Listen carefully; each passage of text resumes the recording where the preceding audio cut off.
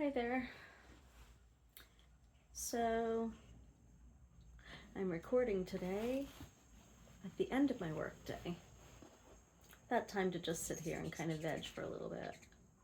And if you can hear in the background, the hummingbirds are outside and they're vying over the food. You know, hummingbirds are one of my favorite little birds. My third eye animal is a hummingbird, Winston. And I feel very connected to hummingbirds. I just love them. I think they are magical, and I can't help but smile when I talk about them because they're just very magical to me. But also, as I sit here, I've been watching them for a while, hummingbirds that is, and they're a little disappointing to me. They're very territorial, and so they fight a lot. I saw one once in Arizona. There's a bird feeder. There was a hummingbird feeder at a park, and one of the hummingbirds went to the feeder, and another one came in and grabbed it by its throat. Basically, that's what happened. Grabbed it by its throat, and kind of like the bigger one, or what? It wasn't bigger. It was, I don't know, more aggressive one. Took it and dragged the other hummingbird to the ground. I was like, oh my goodness. I didn't know they were that territorial or that adversarial. I did not know that. You know, here I just see them as these magical, beautiful, colorful, amazing birds. But I feel like in this moment, it's showing me something. You know, there's always like this mirror reflection. There's some reason why I'm finding like a melancholy in this whole idea of hummingbirds just being hummingbirds. Like, this is just how they are. But I find it kind of sad.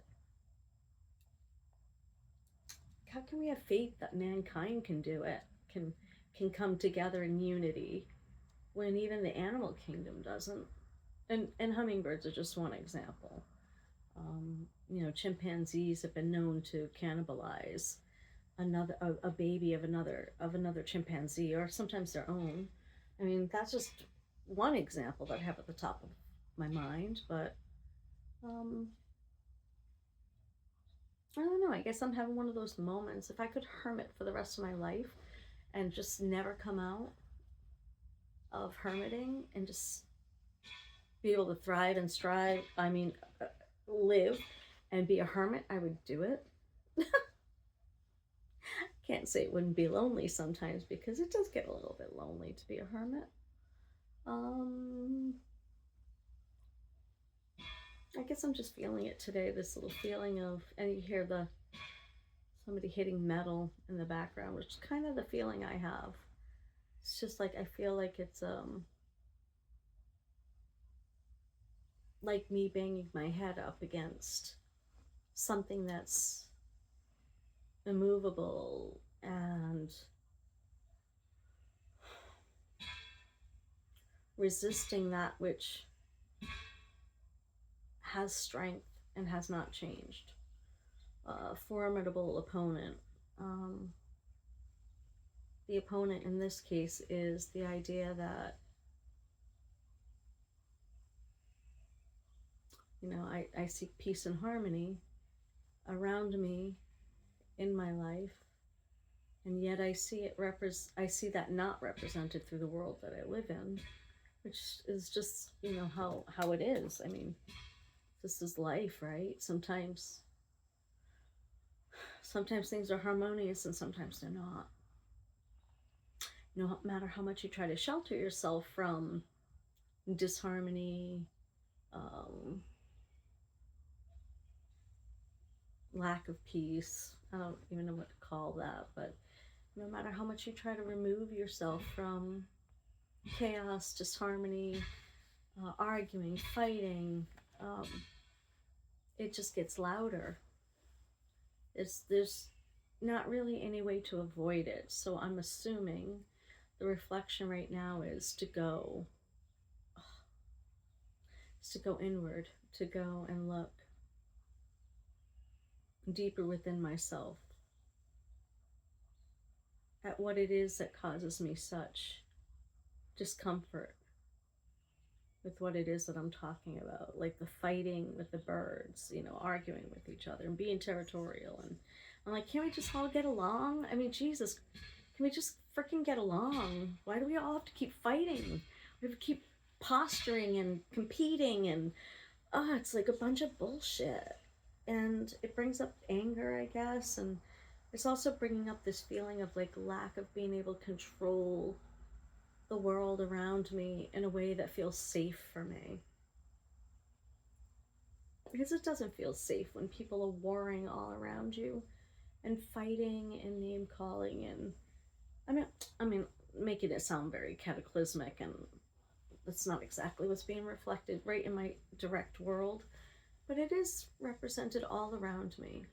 And I would be naive to say that I'm untouched and unscathed by everything going on around me.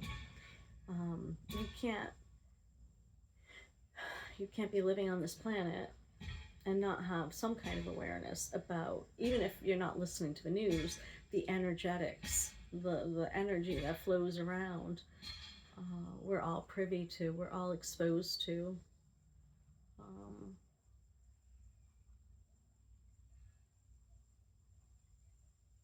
I guess I don't have an answer, but I guess the answer is just for me to look at what comes up with the thoughts that I just shared, the anger, the sadness. Yeah, under the anger is a lot of sadness. Why can't I have what I really desire? I'm creating it within myself, but not always so easy to orchestrate within your life, There's always the exceptions, somebody banging on a piece of metal. For what purpose? I don't know. Maybe they're planting a stake, and in their mind, it's really important to be doing it right now when, it's the end of a workday. I don't know. I don't really have the answer for that.